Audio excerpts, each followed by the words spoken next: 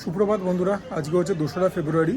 আজকে দুপুর 12:30টার পর থেকে সরস্বতী পুজোর লগ্ন চালু হয়েছে, যেটা কিনা সোমবার 3রা ফেব্রুয়ারি মোস্ট প্রবাবলি সকাল 9:30 অবধি থাকবে। আমরা আজকে রবিবার দিনে পুজোটা সেরে নিচ্ছি। তোমাদের সবাইকে স্বাগত জানাচ্ছি আরেকটা নতুন ব্লগে, এবং এটা যেসে ব্লগ নয়, সরস্বতী পুজো স্পেশাল ব্লগ। আশা করি সবাই ভালো আছো এবং সুস্থ আছো, এবং আজকের দিনটা ভক্তি এবং শ্রদ্ধা সহকারে পালন করছো।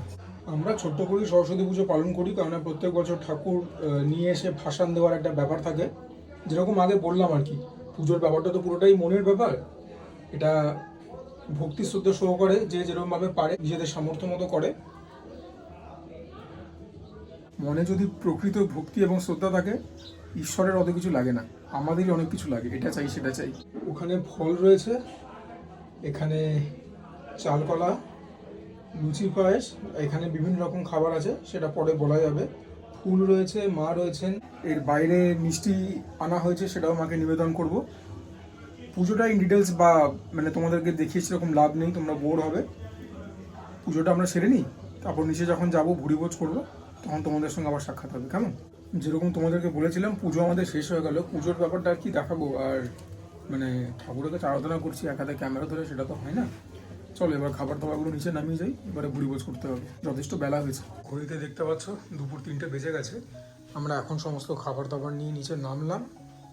এরপরে এখন ইলিশ মাছ ভাজা বাকি আছে, সেটা দিয়ে তো খিচুড়িটা খাবো। ভোগের খাবার আগে খেয়ে নিচ্ছি। ঘিয়ে ভাজা লুচি। ভোগের নিয়ে তো আর কোনো রিভিউ হবে না, জাস্ট তৃপ্তি করে খাবো, সরস্বতী মাকে স্মরণ করে। লুচি বেগুন ভাজা মায়ের প্রসাদ। এটা তো ঠান্ডাই রয়েছে, গরম নয়। হলফ করে বলতে পারি, গরম যে খাবার আসবে তার থেকে স্বাদে এটা বহু বহু গুণ বেশি ভালো হবে।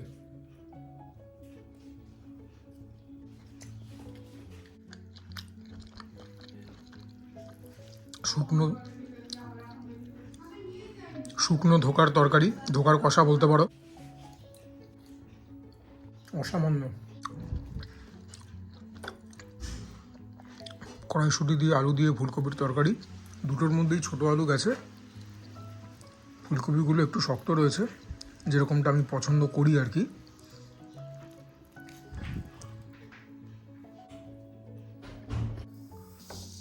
ফুলকপিটাও ভালো হয়েছে। আলুটা দেখি, হ্যাঁ একদম সুসিদ্ধ আলু।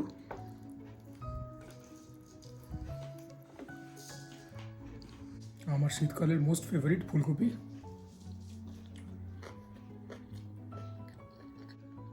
এটা ভীমচন্দ্রনাগের একটা কেশরের সন্দেশ, এগুলো 40 টাকা করে নেয় পিস।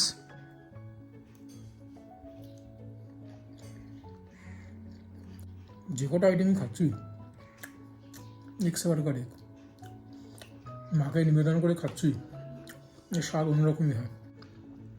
এবারে মায়ের ভোগের খিচুড়ি, এটা ভুনো খিচুড়ি, সরস্বতী পুজো স্পেশাল, কাজু কিশমিশ অ্যালমন্ড এসব দিয়ে করা। এটা চালটাও তোমরা দেখো, গোবিন্দভোগ চাল না, এটা হচ্ছে বিরিয়ানি খাওয়ার চাল, বাসমতি রাইস। এরপর আবার যখন মাছ ভাজা আসবে তখন দেখা হবে। মায়ের আশীর্বাদে প্লেট সাজিয়ে নিলাম, সবই সরস্বতী মায়ের কৃপা আশীর্বাদ। আলু ভাজা, ফুলকপির বড়া, এটা ফুলকপির তরকারি ধোকা তোমরা আগে দেখেছো। এটা পনিরের পকোড়া, ইলিশ মাছ ভাজা, যেটা কিনা এই কেনা হলো। দেখা যাক মাছের স্বাদ কীরকম আছে। এটা অফকোর্স খিচুড়ি। প্রথমে কি খাই বলো, তোমাদের সব থেকে প্রথমে কোনটা দেখতে ইন্টারেস্ট? ইলিশ মাছটাই তো, চলো প্রথমে ইলিশটাই দেখাই তোমাদেরকে, যে এবারে ইলিশটা কীরকম কিনলাম। বলেই বিক্রি করেছে যে বাংলাদেশের নয়, মায়ানমারের, কিন্তু খেয়ে দেখি।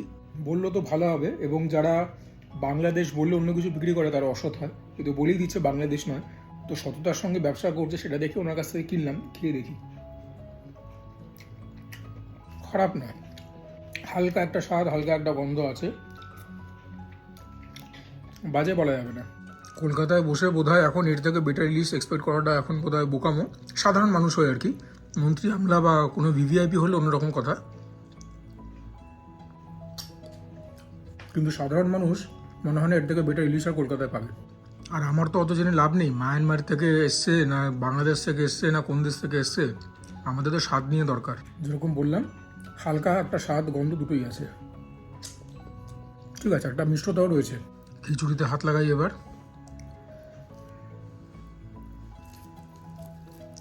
শুকনো লঙ্কা খিচুড়িতে একদম আবশ্যক। দেখি প্রথম গ্রাসটা নিয়ে। খিচুড়িটাও খুব ভালো হয়েছে, নুন টুন মিষ্টি টিষ্টি সব ঠিকঠাক, খুব স্পাইসি হয়েছে, আর দিন ভেতরে লবঙ্গ ফবঙ্গ অনেক কিছু গেছে, সেটার থেকে একটা ভালো স্বাদ পাচ্ছি, বরং স্পাইসটা একটু বেশি হয়েছে আর কি। মাছ দিয়ে খিচুড়ি তো খাবোই, প্রথমে একটা পনির পকোড়া খাই। হ্যাঁ নিয়ে গেছে, তবে যাই হোক ভালো হয়েছে। জোয়ান দিয়ে করা, জিরে দেওয়া, গরমা গরম হলে চাট মশলা ফট মশলা দিয়ে খেলে অন্যরকমই লাগতো, বাট এই যে ঠান্ডা খেলাম তাও ভালো। ভেতরে ক্রিম পনির দেওয়া, আমি তো বাজার করি, তো বাড়িতে যখন আনি আর কি ক্রিম পনিরই আনি। সামনেই বউ বাজার, সেখানে ছানা পট্টি পনির পট্টি সেখান থেকে কিনি, 250 টাকা করে কিলো নেয়। আর যেটা নন ক্রিম ভার্সন সেটা বোধহয় 180 টাকা করে কিলো, ছানার দামও 250। খিচুড়ির সঙ্গে গোল গোল আলু ভাজা খুব ভালো লাগে খেতে, ওর জন্য গোল করে আলুটা ভাজা হয়েছে।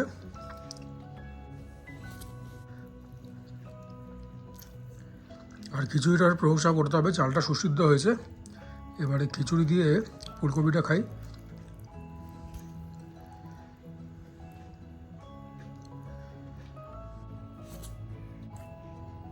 ফুলকপিটা খিচুড়িটা অনবদ্য লাগলো। আমরা দেখতেই পেয়েছো ফুলকপিতে এখন ঝোল গ্রেভি টেভি কিছু নিয়ে নি, শুকনো শুকনো খেলাম, দিব্য লাগলো। ফুলকপিটার মধ্যে ক্রাঞ্চিনেস আছে, তার মানে খেতেও বেশি ভালো, এবং নিউট্রিশনাল যে ফ্যাক্টরটা রয়েছে এলিমেন্ট সেটাও ইনট্যাক্ট রয়েছে। ধোকাটা খাই, যেটা ধোকারি আলু, দুটো দিয়ে খিচুড়ির একটা জম্পেশ গ্রাস নিই। যদি ফুলকপি দিয়ে ভালো লেগে থাকে, ধোকা দিয়ে ইভেন বেটার। ধোকাটা সাংঘাতিক ভালো হয়েছে। ধোকার ভেতরে হিঙের প্রভাব রয়েছে, নোনতা নোনতা হয়েছে, অল্প ঝালও রয়েছে, ধোকাটা জাস্ট ফাটিয়ে বানিয়েছে।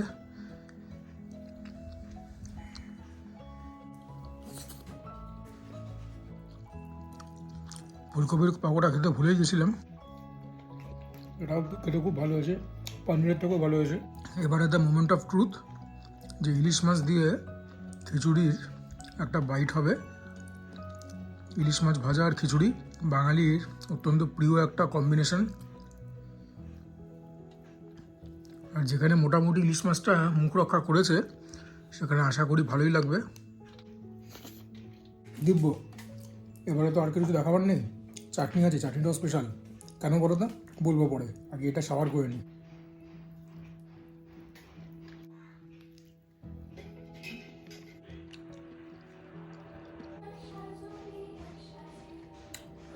এই চাটনির কথাই বলছিলাম লাস্টে, কুলের চাটনি।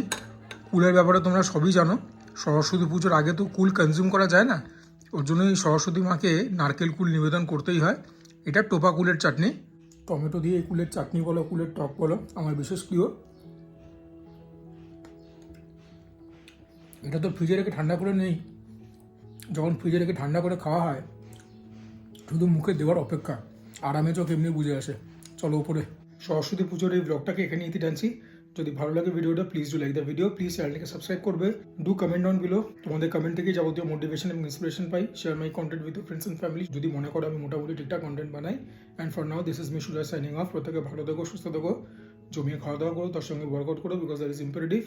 এবং মায়ের কাছে কামনা করি যে আমাকে, আমার সকল দর্শককে, সকল ভারতীয়কে যেন মা প্রাণ ভরে আশীর্বাদ করে, বিদ্যা দেন, বুদ্ধি দেন, সদ্বুদ্ধি দেন।